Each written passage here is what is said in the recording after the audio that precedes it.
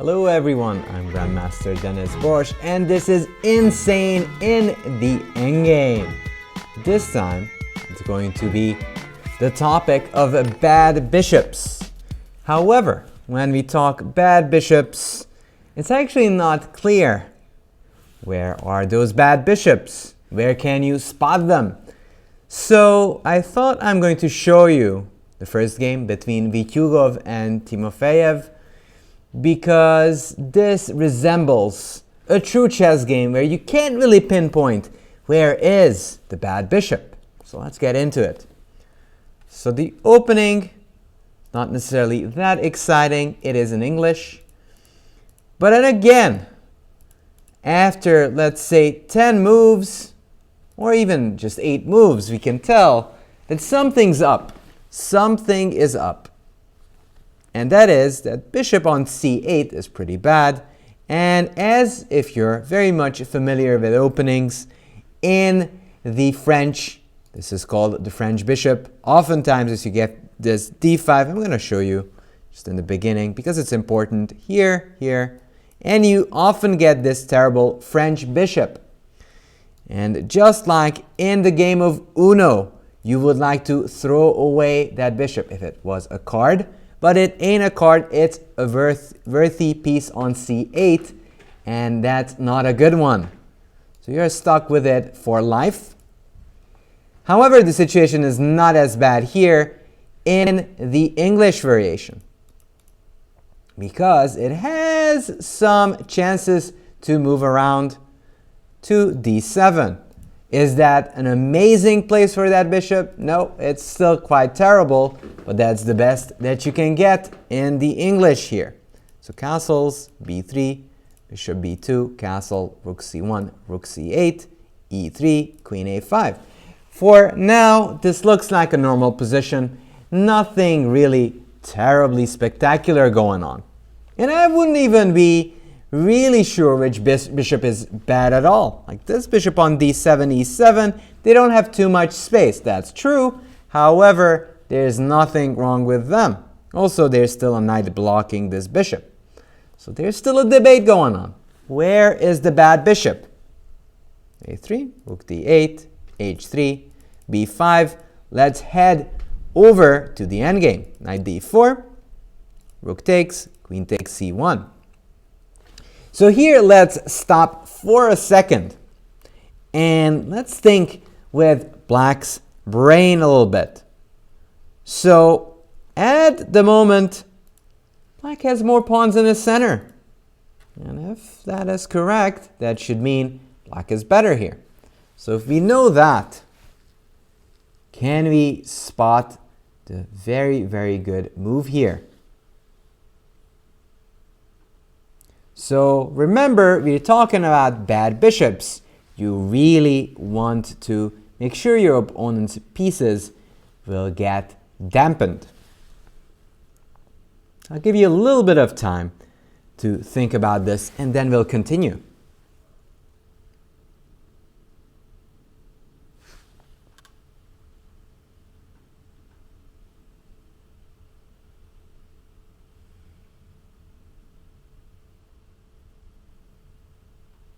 So at the moment, white has a very, very good g2 bishop. A decent bishop on the other side. Basically, two wonderful beasts on the two diags. Both of them are strong. Hope that is just not working out. That's bad arrow play. Anyways, hating that arrow play was Timofeev. Played rook c8. First off, chasing away the queen. Queen b1 and d5. A very strong move. Mind you, killing the scope of this bishop on g2. Now, whose bishop is bad? In fact, this bishop is not that good anymore, as it is hitting a brick wall of pawns that you can't really blast through. Also, who has more pawns in the center? Black does. In fact, e5 might be a problem in the future as black is starting to expand. Rook c1 takes Queen takes c1. And now I think as we are reaching a queen endgame with still some minor pieces on the board, it is very important to remember not to give up on getting more and more space. So again, let's stop here and ponder. How could the black try to gain some more space? Because at the moment, black is doing fine, obviously, because he has two pawns in the center, with white only having one supporting that knight on d4. However, more space, the better. So let's think about it a little bit before we continue.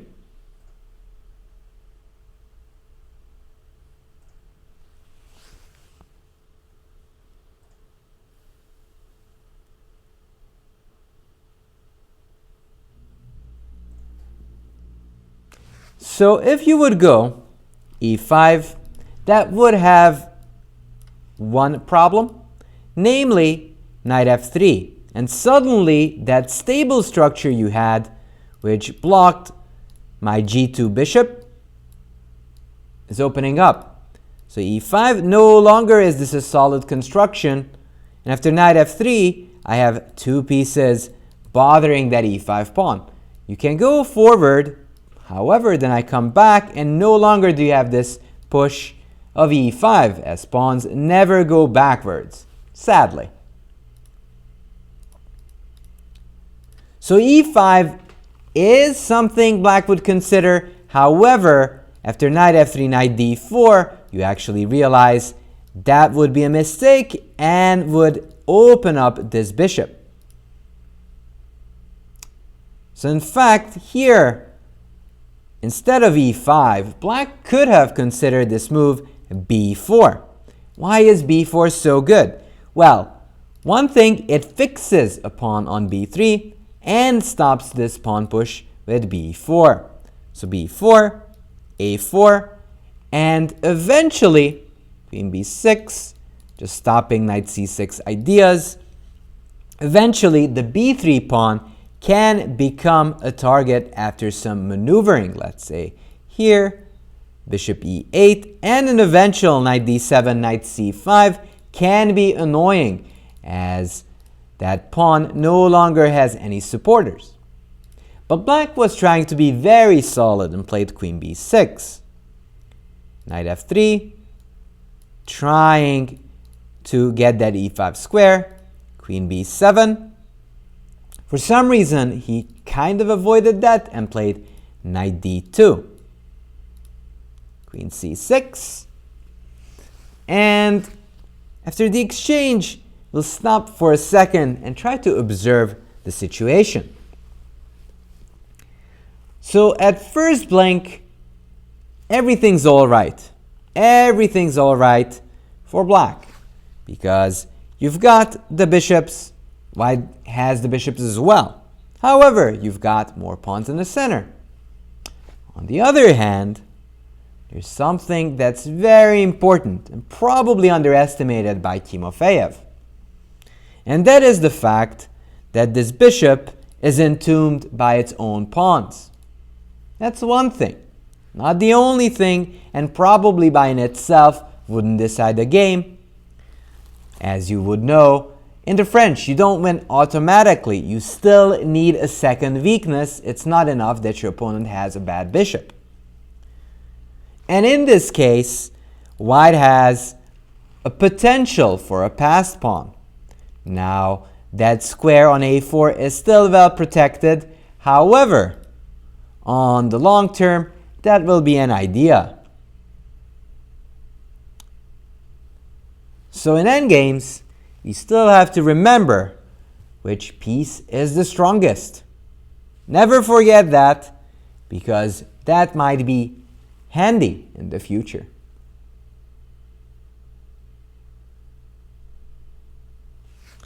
And here comes the king. We bring the king up to e2.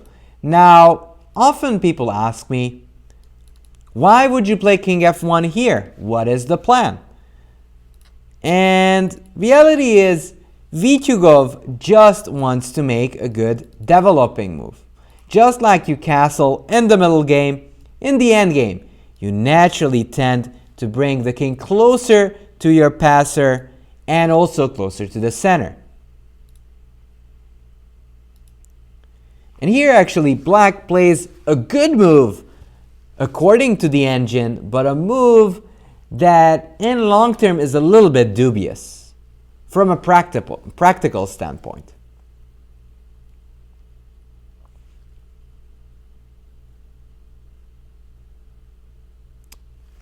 So one of the things that black could do is to copycat and just go king f8, king e8, and king d7. Just walk your king up. However, I assume what Vitiugov would have played is e4 and get into an endgame. And the more pieces we exchange, by the way, the more likely the passer will decide the game. So instead of king f8, Vitiugov had to face something more radical. And that is knight e4. Now knight e4 is either a very good move or a very bad one. Why? Because after knight takes e4, as happened in the game, d takes e4, you get a doubled pawn on e6 and e4. Now, as I told you already, according to the engine, this is completely fine. But there's a distinction between completely fine and being very good for one side. So just because black is surviving in this position, it doesn't mean it is too practical. Let's say if black decided to go king f8 instead and play differently with knight d7, probably he wouldn't be just suffering. But after knight e4, it is kind of clear it's only white who can play for a win. There are plenty of reasons for that. One of them is, as mentioned already before, this a pawn can start running. Second of all, the scope of this bishop is actually getting better, as now there's a target on e4. Not the same thing with this bishop on c6, which is, by all intents and purposes, still bad, because it has to defend both the b5 and the e4 pawns. So knight takes e4, d takes e4, king e1.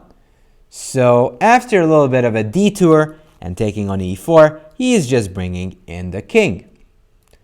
So now you might be asking, why is he bringing in the king? Well, he is bringing in the king to support the pawn, maybe sometimes just to undermine that e4 pawn. But it's also just a passing move, getting the king closer to the center. So now Timofeev plays bishop d5. Pretty good move, trying to attack the b pawn. Now here comes another important question. Do we want to give up the b pawn for the e pawn?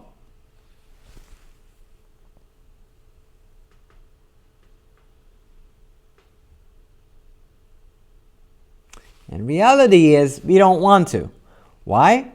Because the only way to win this position is to keep the majority on the queen side. On the king side, as you can see, you're even outnumbered, so it's very unlikely that you can break through there. b4. So even though this keeps these pawns alive, this break with a4 is not that much on the table anymore, because one thing, bishop takes b4 is a problem, and also oftentimes the bishop can come back and aid the defense. However, black's position should be solid enough here. At least the engine claimed this is still drawn. And I think Timofeev made a slight inaccuracy here. Can you spot the idea?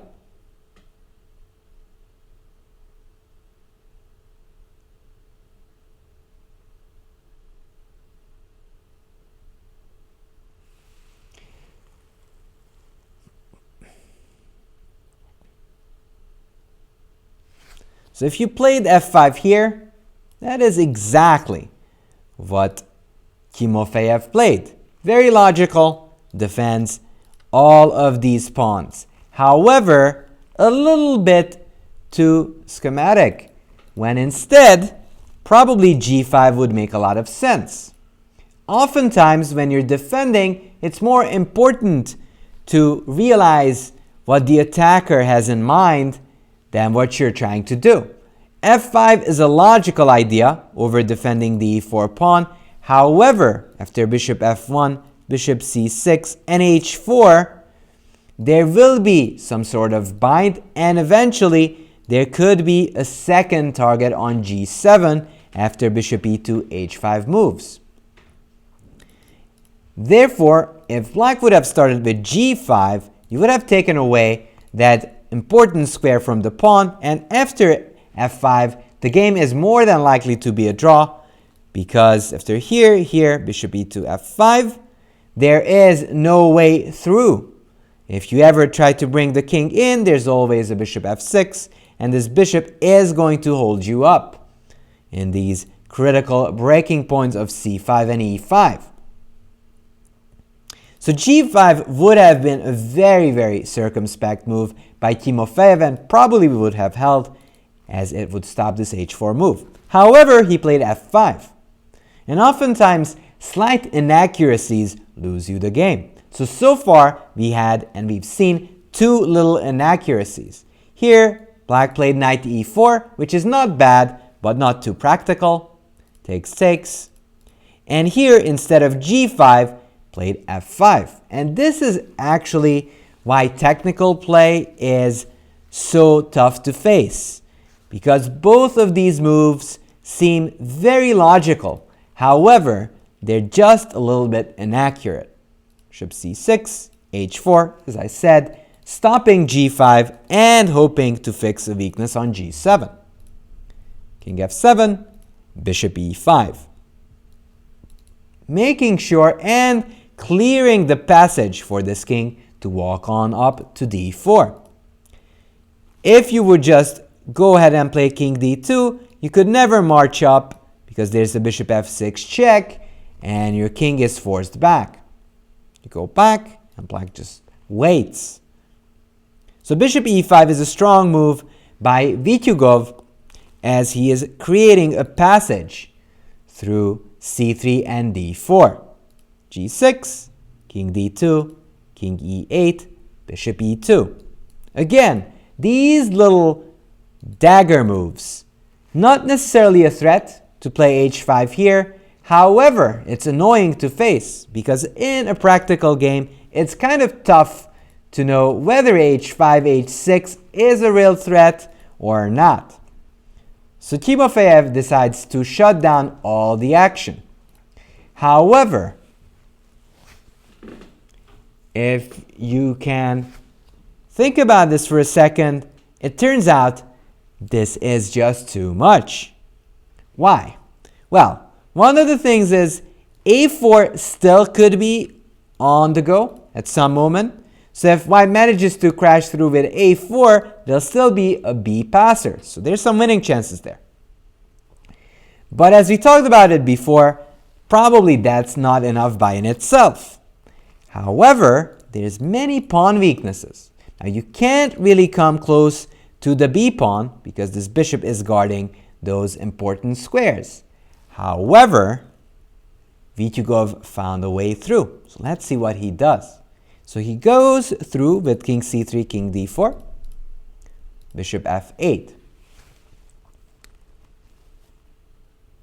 So the sad truth for black is the following. Black will have to wait around with bishop e7, bishop f8, because if you make this unfortunate move of bishop d8, the king will seize the moment, get to c5 and attack the b5 pawn. Here and no longer can you chase my king away. And after you lose the b5 pawn, you lose the game. Check, and there's king a6. You're not mating anybody, and the b5 pawn is falling. So Timofeev is just going to sit and wait trying to hold the position by guarding the c5 square. Bishop f8, bishop f4. And now this is the big turning point. This king actually has another passage through e5 and f6. You can't check me because the same old king c5, king b6, and you lose the pawn. King d8, a typical move. Actually, should deserve an exclamation mark. Now, if you don't know this, this is called the distant opposition. So Timofeev, make sure whenever you play king e5, I will play king e7, just setting up opposition. And on the surface, this seems to work, but not after a long thought. So king e5, king e7, there's opposition. Oh, if black could play one more move, he would win the game with checkmate. However, it's white to move. Bishop g5 check. Again, you can go king d7 because king f6, and you lose all of your pawns, and then the h-pawn promotes. You've got to go king f7. So, I really would love to ask Magnus Carlsen whether this is a fortress. And the answer is, of course, it's not. So, king f7, guarding the f6 square, guarding the d6 and c5 square. So, probably black was thinking, it's a fortress, what would you want? But the problem with fortresses is the following. Oftentimes, you just don't have enough moves and you just run out of them. You don't have enough space to shuffle. So let me pause right here and give you the opportunity for you to find this little twist by Vitiugov, which will force Timofeev to show his hand.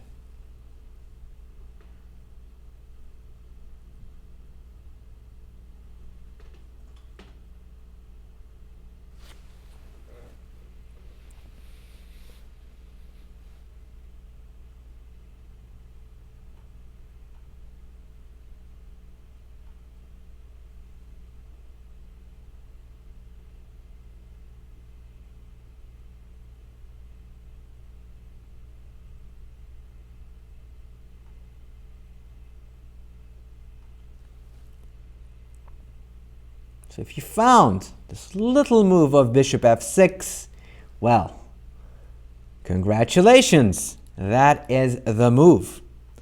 So bishop f6, again, just taking away the possibility of bishop g7, also just making sure and asking Timofeev, what are you going to do about it? Bishop d7, so Timofeev starts pushing this bishop back and forth, hoping that it's a fortress. But the issue is the following. White will get the bishop to b3, and you can't defend the b5 and e6 pawn the same time any longer. You either defend this guy or the b5 one. If you defend the b5 pawn, then you're losing the e6 pawn.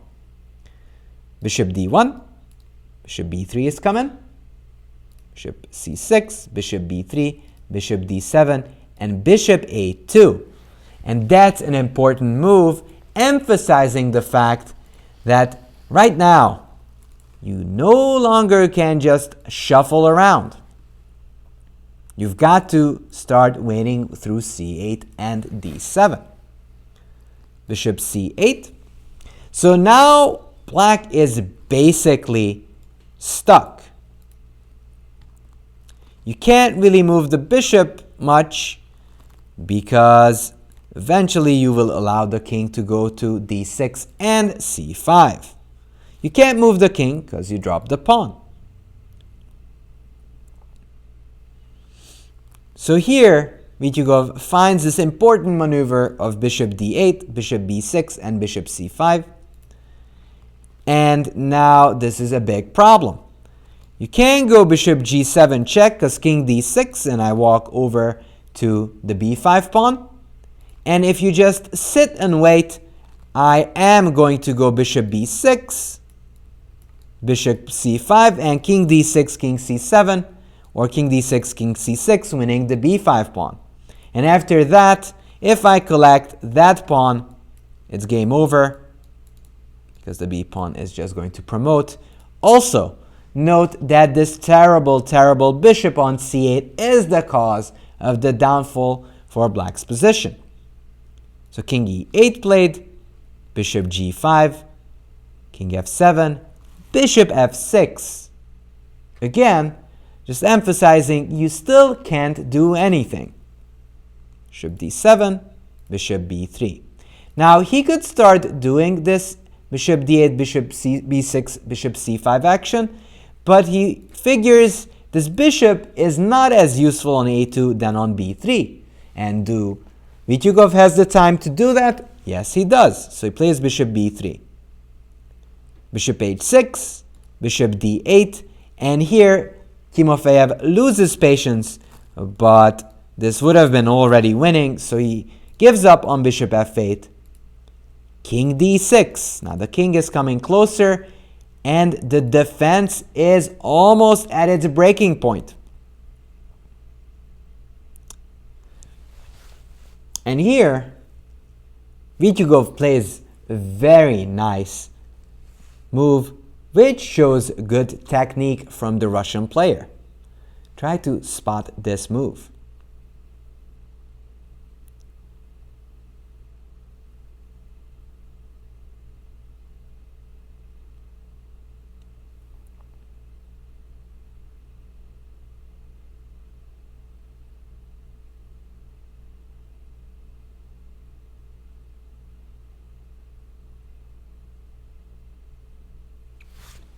So probably Vitiugov, realizing that there could be some bishop b2, bishop a3 if he goes bishop b6, he decides to defend it in an unusual way. He goes bishop e7.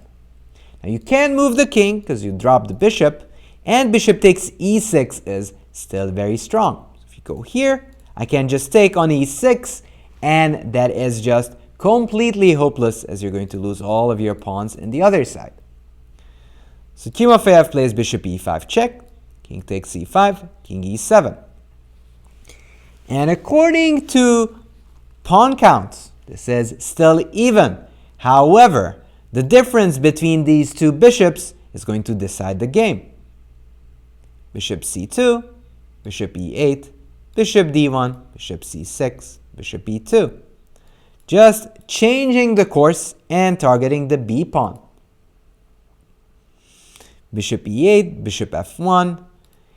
Here, actually, white is just literally messing with black, saying, I can do anything, I can put my bishop on h3, it doesn't matter, you still don't have a move. Bishop g2, bishop c6, bishop e8, bishop e2. Obviously, you want the bishop closer to this a4 break. Bishop c6, d1, bishop e8. But one thing was sure, Vitiugov was making sure that this bishop will be at the worst position when he starts action. Now, realizing that this bishop is ideal on d1 for this a4 break, he starts action. Now, if he could go a4, ba, and that pawn could become menacing. So Vitiugov comes up with the idea of running back with the king, play a4, and king a3. Very nice technique there by Nikita Vitiugov. King d6, king c3. The king is actually doing a home run. Plays a4 and then king a3. Here, king d5, not letting in that king. Bishop d1 and a4. b8, bishop d1, king d5, king a3. And black is actually a tempo short. If the king could be on d3, there could be some hopes for black to survive. However, king c4 is too late. Bishop takes a4. And the endgame is obviously that losing. The b pawn is just way too fast. Bishop c8, bishop e8. And again, remember f5, g6, and h5 some 30 moves ago? Well, yes, that's the reason for the downfall for black here. Now, white is just going to be able to pick up all of those pawns. If these pawns were still on g7, h6, there still could be some hopes for some fortress. But not any longer, as he's going to lose all of those pawns. He still tries, but with 2 pawns running on both sides, there's not much chance for survival. h5 takes, h6, bishop f5, ef, e3, b5, and knowing that those 2 pawns by itself would be too much for this bishop. After, let's say, b7 takes, h7, this is just promoting and winning. He goes for the desperado move of bishop c2. However, this is not going to save the game. b6 takes, and this pawn is just way too fast. Bishop f3, queens, e2, check, and f5. A very nice win by Vitiugov because he showed patience and made sure that Timofeev ran out of moves. Also, remember to always probe your opponent if they cannot make any moves or in a tight spot. That is kind of the takeaway from this game. But apart from that, this was the most realistic way of looking at bad bishops. Even though that bishop on d7 didn't look that good, it just turned out to be really bad around move 60. That it is actually a horrible bishop on c6. Talking about terrible bishops, let's look at this famous game by a Hall of Famer, Alexander Onischuk versus Daniel Naroditsky. So let's start over here from this position. So this is a classical Catalan where black played bishop d6. But again, you already can pinpoint there's a problem. There's a problem on c8, and that problem child is going to be the cause of a loss. e4, de, knight e4, h6, takes. Let's get closer to this moment. So we already know this is a big problem there. Bishop f4, queen f4. And sad as it may be, the best move for black in this position was to play e5, or a move earlier, just e5, give up the pawn, say takes, takes, but at least you get your bishop out. Just like in Uno, you've got bad cards, just try to throw it away as quickly as possible. But Naroditsky misses this big moment. Queen f4, b6, rook d1, bishop b7, and the next move by Alex Onischuk is very, very good. In fact, it's very technical. We're not yet in the endgame, but he's already thinking about it. And he plays c5, saying that in the long term, your bishop on b7 will be terrible, completely out of play, and you can't really do anything with it. Rook c8, rook b1.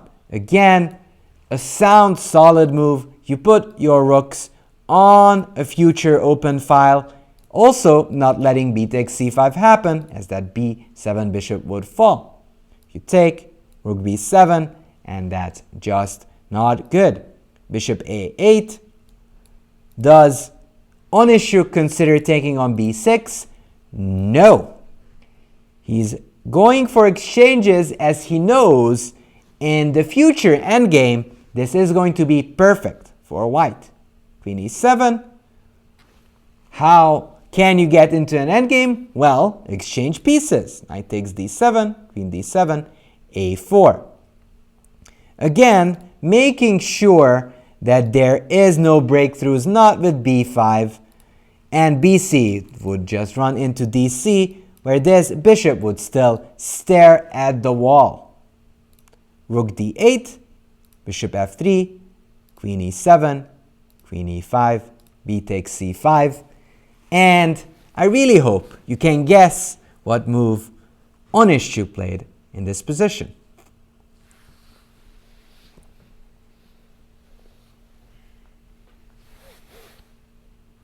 Obviously, queen takes c5. Now, not that d takes c5 is bad, but he kind of says, okay, that endgame must be very close to winning. So I'm just going to straight go that direction, and I don't mind if I lose a bit of an advantage. It'll be just enough. Just look at that bishop. That will be the prime target in the endgame. Queen c7. This time Naroditsky refuses, rightfully so, because after takes, this bishop is just very thankless. As you can never play bishop b7, that's guarded by the rook, and because of the passivity of the black pieces, this is just very, very close to winning for Onischuk. Queen c7, and again, Onischuk here comes up with the great idea of pushing this pawn up to a6. And you'll realize why is that so brilliant. a5, rook b8. Sometimes you could even consider rook b5 ideas in the future. Let's say I'll play some moves. King g2, rook c8, h4. Maybe rook b5 could be an idea in saying, hey, I just really want to give you my pawn. At least my bishop is active and will be free. And if you go queen c7, there's bishop f3 check. But Onischuk makes sure that the ghost is still trapped in there. No rook b5 ideas, no rook d5 ideas, not giving any free moves for black. Queen d7, h4. Very similar to the Timofeev game against Vitiugov, where Vitiugov was making sure there's no way out. Rook c8, king g2. Slowly but surely going forward. Rook c7, rook b3. A dual purpose move. Either rook db1 could be an idea just to activate these rooks, or rook d3, maybe with a potential d5 break. Also, it defends this bishop. So in fact, this has a triple purpose. Queen c8, black is condemned to wait g4.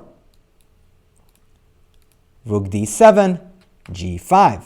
Realizing that with this bishop, you don't really get any sorts of counterplay, he can freely open up the queen side, and these guys are more likely to jump on the h-file than these rooks on d7 and d8. H takes, queen c7, rook e3, queen d6, and you don't have to ask Onischuk twice. He'll take on d6, of course.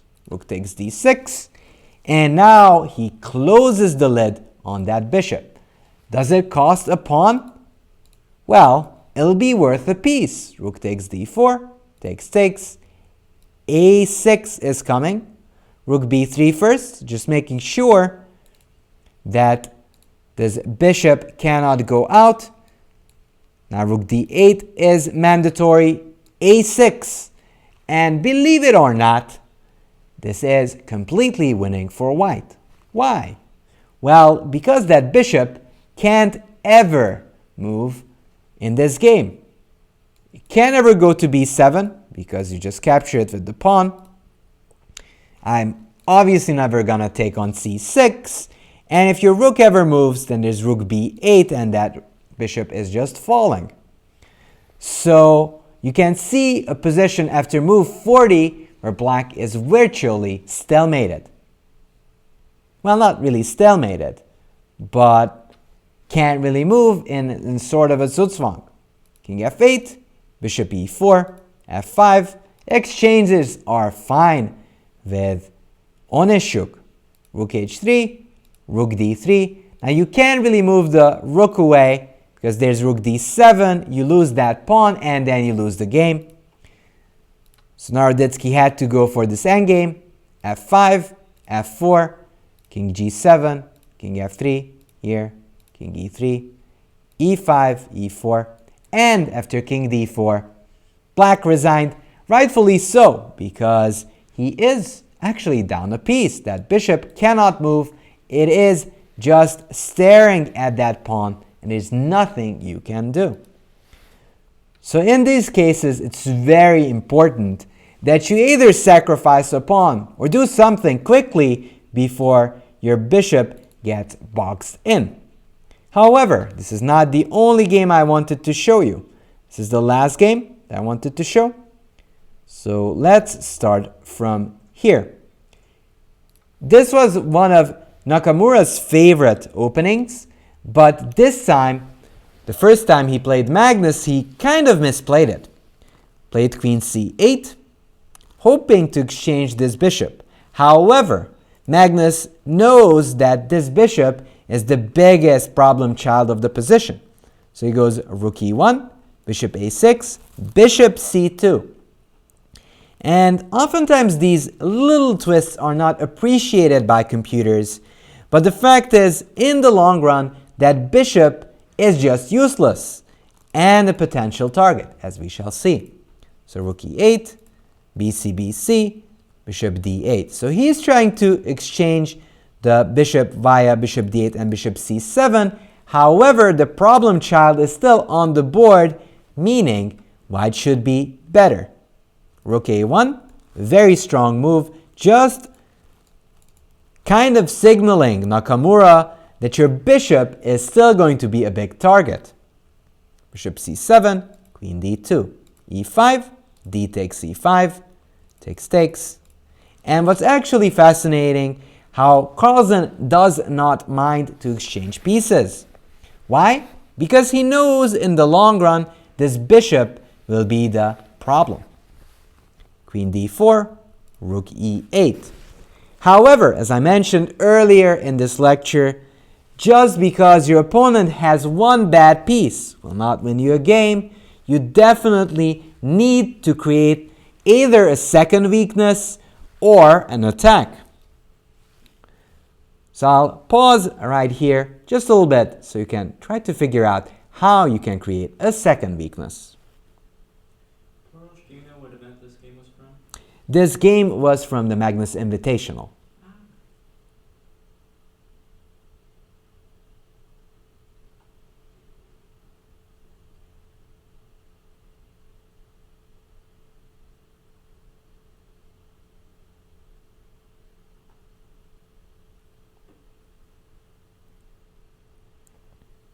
So black is just about ready to get a bishop on c4 and sort of consolidate. There's still some problems with the c6 pawn, but it is readily defendable by the queen and maybe in the future by the rook. Not at the moment because there are some bishop f5 trickeries and you don't want to fall for that.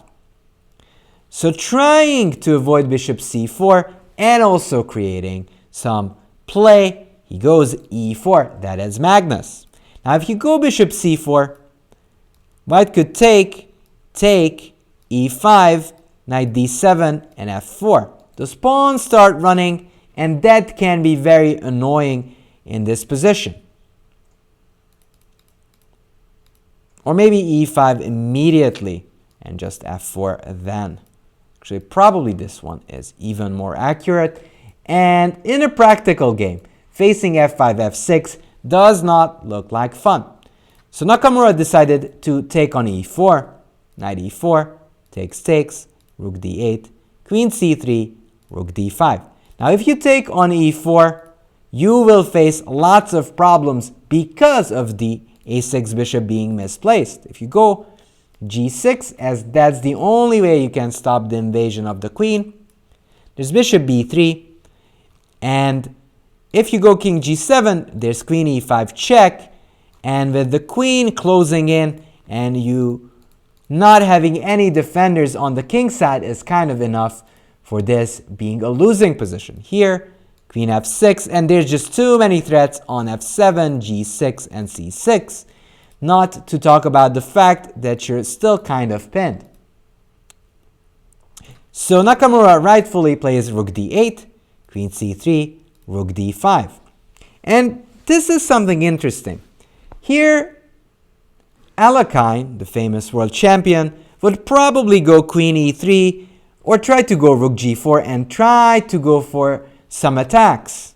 However, Magnus is trying to minimize the risk and put as much pressure or positional pressure on his opponent as possible. So he plays rook a4, bishop b7, takes. And is this bishop familiar to you? Yes, it is the bishop that we've seen in the Onischuk Naroditsky game.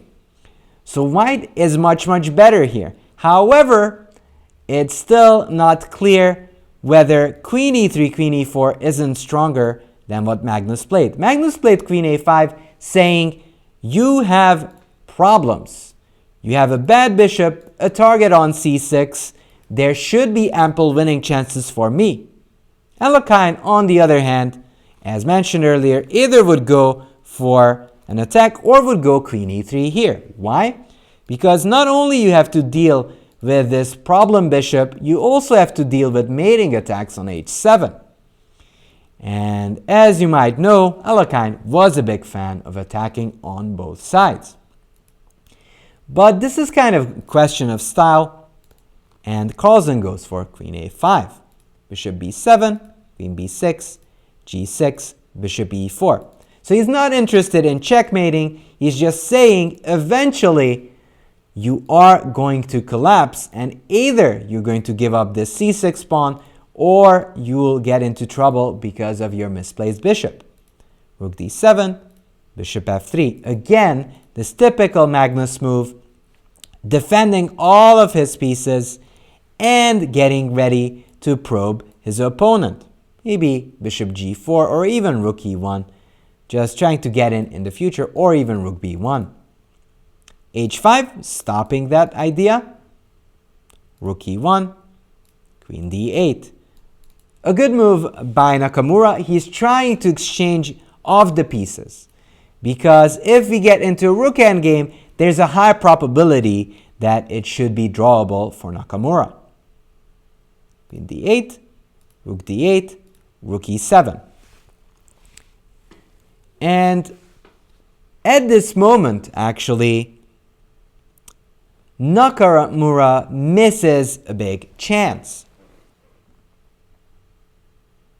And that's what I'm talking about. Magnus's play was a little bit dodgy, meaning not the most accurate. So if he was to go out for the win, he could have chosen queen e3, which is probably a little bit more accurate than the one he chose. So there's no question about it. Magnus is still much better, but if Nakamura were to defend much better in this position, he would get drawing chances. He played bishop a6, which was not the most accurate. Should have played bishop c8, takes, rook d1 check, which would have been very important, king h2, and bishop e6. The point being, the rook will get behind the passer, where the other rook would love to be. And after that, the king can walk up, and there'll be ample play against the c pawn. Is this still dangerous for Nakamura? Definitely. But is it winning? There is still some chances here for black to hold. But he played bishop a6, bishop takes c6, rook c8, and the big difference between rook d1, rook c1, and rook c8 is that he can go for rook e8 check, and this is just winning for Carlsen. Takes, king f8, bishop c6, h4, f4. These pawns are still on white squares, which would mean that those could be big targets for the bishop. So he is intending to fix these pawns on those squares. King e7, king f2, f6.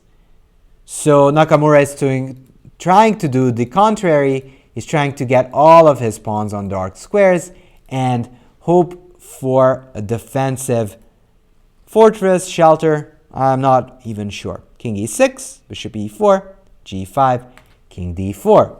And again, as we see time and time again, you want to have an active king in an endgame and a passed pawn. gf, bishop d5, king e4.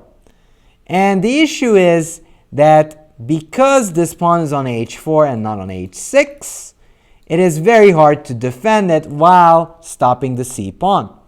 So bishop c8, king f4.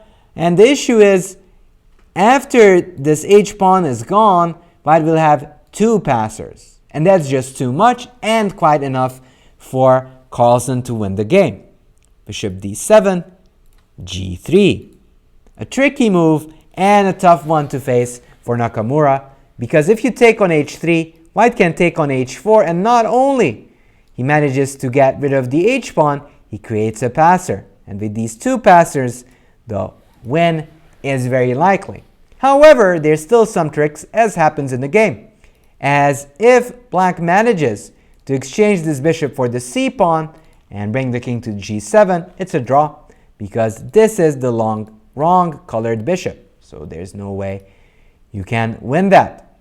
So let's see how Magnus does it. King g3, king f8, h4, king g7, king f4, king h6, bishop f3. Now bishop f3 is a very strong move. Why? Because it is restricting his opponent's counterplay.